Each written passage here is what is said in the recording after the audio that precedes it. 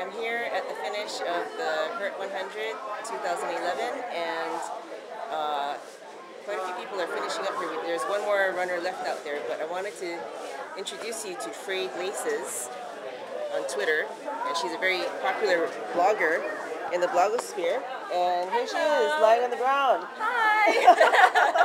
So, what was it like out there? You know, it was, considering how it's been in all my training, it was actually pretty dry out there. A lot of people who did this race last year said that it was pretty wet, but I've been training on these trails since November, and it was nice. The trails were nice and relatively dry, and so it made for a lot nicer situation than it has been in the past out there. And was this your first Hurt 100? This was my first Hurt 100, and this was my first 100-miler. Oh! And it was also my first time running anything over 60 miles. Is that all? Yeah.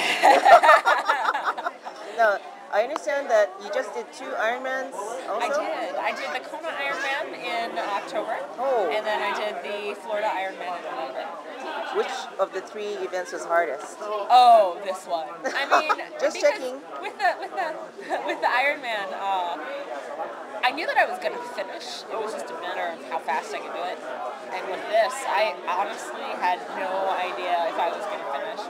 And things were looking really good during the day, and then on the 5th loop, so mile 80 to 100, right after I left Nu'uanu, which would have been mile 93, my body just kind of started shutting down, and it was the worst pain I've ever experienced. And my poor pacer, who was someone who runs with me to help me not slow down, every step I took, I was just screaming in agony because I guess my feet had swelled up, I had blisters, you know, it was pretty bad. I mean, I don't have a child, but from what I've heard, this race is 10 times harder than giving birth to a child. No so way, really? I can't wait to have a baby. It's going to be easy compared to this. So do you have any advice for people who want to run the Hurt 100? Oh man, know what you're getting into. This is considered to be probably one of the top 3 hardest 100-mile races in the country. And there's a lot of people who do 100-mile races on the mainland and think that they can come here without having respect for the trails. And I mean, the locals know that these trails, and you have to have respect for the land. And you know, you never know what's going to happen, because 1 mile you can feel on top of the world, and the next mile it can be really dark. So know what you're getting into, and make sure that you have plenty of background experience. Don't think that you can go from running the Honolulu Marathon to doing the Hurt 100. I mean, you can try, but I guarantee you'll probably drop out.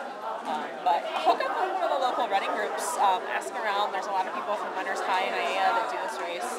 And if it's something that you're serious about and you're willing to commit to putting in a lot of hours of training, a lot of weekends on the trails, it's definitely doable, but it's going to take a lot of work and a lot of sacrifice.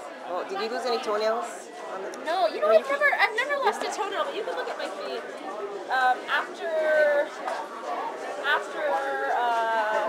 80 miles, well, after 40 miles, I had a blister here, so it got wrapped in duct tape. After 80 miles, I had blisters on the side and on the bottom and over here, so the medics used a sterile hypodermic needle and popped my blisters, and then put tape and the special blister glue. So you have to have a really high pain threshold to do this race, too. So, and a little crazy, I think. Good to know. So if you want to hear more about what you've been up to, we can go to your blog. And what is the URL? Absolutely. It's frayedlaces.blogspot.com. Cool. And maybe we'll see you here next year? Oh, man. I don't know about that. I did just utter the words that I'll never do this again, but you know, you never know what'll happen. Never say never. Never say never, that's for sure. Well, congratulations. Thank you so much. It's been an unbelievable experience.